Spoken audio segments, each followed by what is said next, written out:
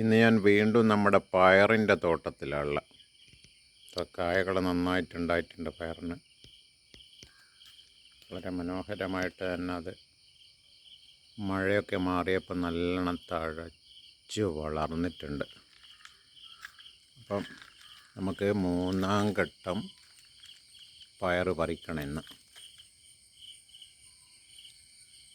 അപ്പം മൂത്തത് നോക്കി നമുക്കിന്ന് പറിച്ചെടുക്കാം.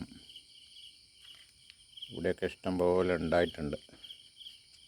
അധികം മൂത്ത് കഴിഞ്ഞാൽ ഇത് ഉപ്പേരിക്ക് നല്ലതല്ല.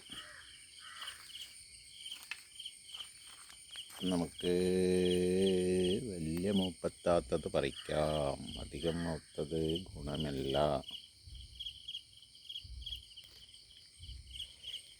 ഇഷ്ടം പോലെ ഉണ്ടാകുന്നുണ്ട്.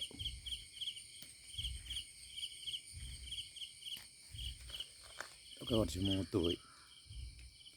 എങ്കിലും നമുക്ക് അതവിടെ വെച്ചിട്ട് കാര്യമില്ലല്ലേ, അങ്ങനെ അതും പറിക്കാം. കുഞ്ഞായിട്ടുള്ളത് വേണ്ട, തീരെ കുഞ്ഞായിട്ടുള്ളത്. അപ്പോൾ ഒരു ഉപ്പേരിക്കുള്ളത് നമുക്കിന്ന് കളക്ട് ചെയ്യാൻ കഴിഞ്ഞിട്ടുണ്ട്.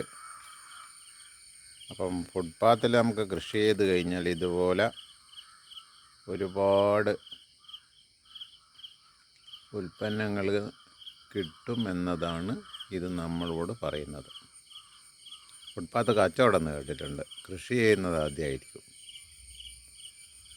വെറുതെ പാഴ്വസ്തുക്കളൊക്കെ വളർന്ന് റോഡ് മോശമാകുന്നതിലും നല്ലത് ഇതുപോലെ എന്തെങ്കിലും കൃഷി ചെയ്യലാണ്. നമ്മളെപ്പോഴും വിളവെടുക്കുമ്പോൾ വാഹനങ്ങളിങ്ങനെ പോകുന്ന ഇരമ്പൽ നിങ്ങൾ കേൾക്കുന്നുണ്ടാവും അല്ലേ? ഇപ്പോഴും അതുണ്ട്.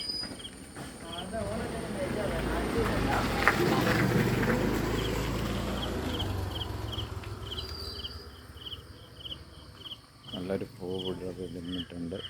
അത് തേടിയിട്ട് പൂമ്പാറ്റകൾ മെല്ലെ മെല്ലെ വരുന്നുണ്ട്. പയറിൻ്റെ പൂക്കളാണ് നല്ല ഭംഗിയാണ്. കുഞ്ഞുനാളിലെ പയറിൻ്റെ പൂക്കളോട് എനിക്ക് ഭയങ്കര ഇഷ്ടമായിരുന്നു.